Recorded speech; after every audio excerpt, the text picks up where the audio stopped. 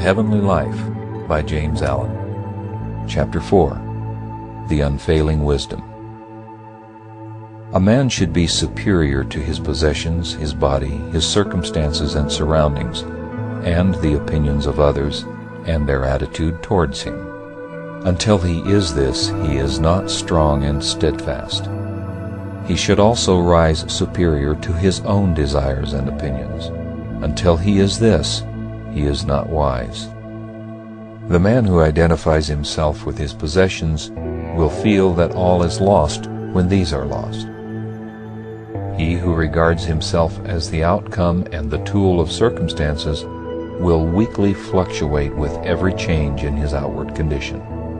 And great will be his unrest and pain who seeks to stand upon the approbation of others. To detach oneself from every outward thing, and to rest securely upon the inward virtue, this is unfailing wisdom. Having this wisdom, a man will be the same whether in riches or poverty. The one cannot add to his strength, nor the other rob him of his serenity. Neither can riches defile him who has washed away all the inward defilement, nor lack of them degrade him who has ceased to degrade the temple of his soul. To refuse to be enslaved by any outward thing or happening, regarding all such things and happenings as for your use, for your education, this is wisdom. To the wise, all occurrences are good, and, having no eye for evil, they grow wiser every day. They utilize all things, and thus put all things under their feet. They see all their mistakes as soon as made, and accept them as lessons of intrinsic value, knowing that there are no mistakes in the divine order. They thus rapidly approach the divine perfection. They are moved by none, yet learn from all. They crave love from no one, yet give love to all. To learn and not be shaken, to love where one is not loved, herein lies the strength which shall never fail a man. The man who says in his heart, "I will teach all men and learn from none," will neither teach nor learn whilst he is in that frame of mind, but will remain in his folly. All strength and wisdom and power and knowledge a man will find within himself, but he will not find it in egotism. He will only find it in obedience, submission, and willingness to learn. He must obey the higher and not glorify himself in the lower. He who stands upon egotism, rejecting reproof, instruction, and the lessons of experience, will surely fall. Yea, he is already fallen. Said a great teacher to his disciples, "Those who shall be a lamp unto themselves, relying upon themselves only and not relying upon any external help, but holding fast to the truth as their lamp, and seeking their salvation in the truth alone, shall not look for assistance to any besides themselves.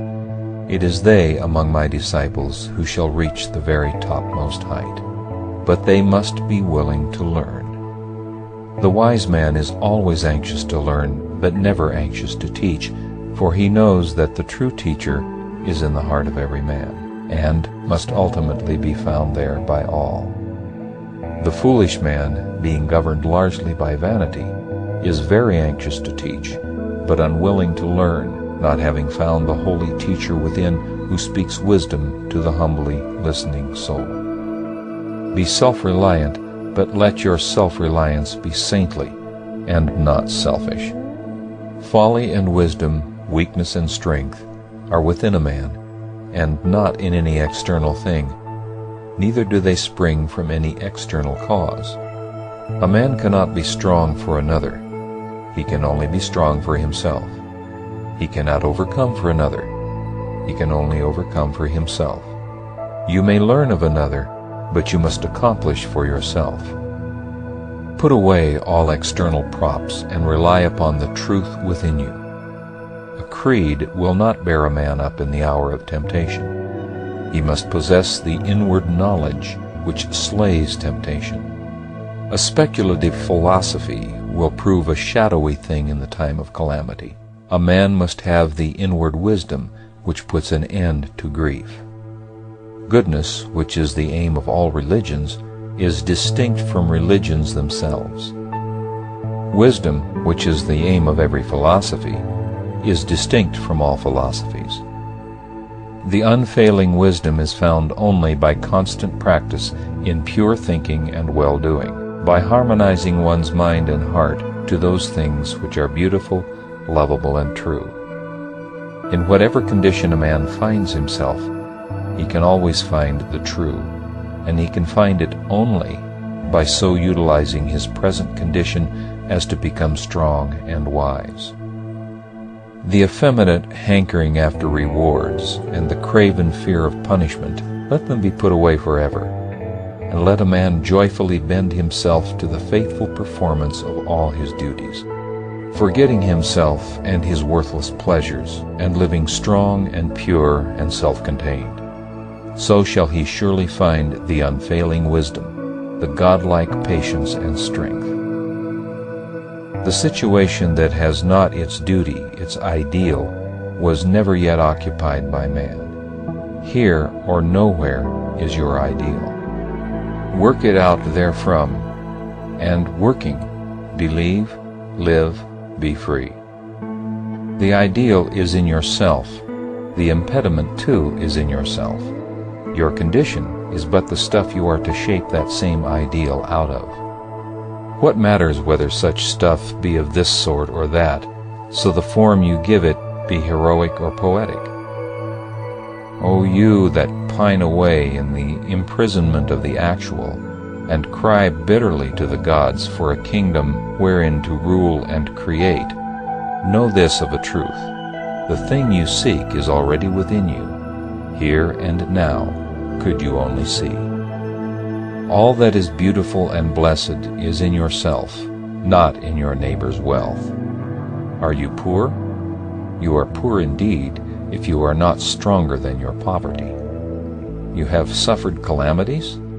Well, will you cure calamity by adding anxiety to it? Can you mend a broken vase by weeping over it, or restore a lost delight by your lamentations? There is no evil but will vanish if you will wisely meet it. The godlike soul does not grieve over that which has been, is, or will be, but perpetually finds the divine good and gains wisdom by every occurrence. Fear is the shadow of selfishness and cannot live where loving wisdom is. Doubt, anxiety, and worry are unsubstantial shades of the underworld of self, and shall no more trouble him who will climb the serene altitudes of his soul. Grief also will be forever dispelled by him who will comprehend the law of his being. He who comprehends shall find the supreme law of life, and he shall find that it is love, that it is imperishable love. He shall become one with that love, and loving all with mind freed from all hatred and folly, he shall receive the invincible protection which love affords. Claiming nothing, he shall suffer no loss, seek no pleasure, he shall find no grief, and employing all his powers as instruments of service, he shall evermore live in the highest state of blessedness and bliss. Know this: you make and unmake yourself. You stand and fall by what you are. You are a slave if you prefer to be. You are a master if you will make yourself one. Build upon your animal desires and intellectual opinions, and you build upon the sand. Build upon virtue and holiness, and no wind or tide shall shake your strong abode. So shall the unfailing wisdom uphold you in every emergency, and the everlasting arms gather you to your peace.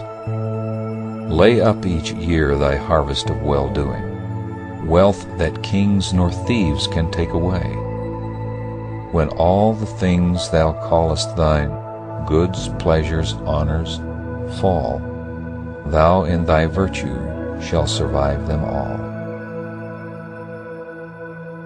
End of chapter 4.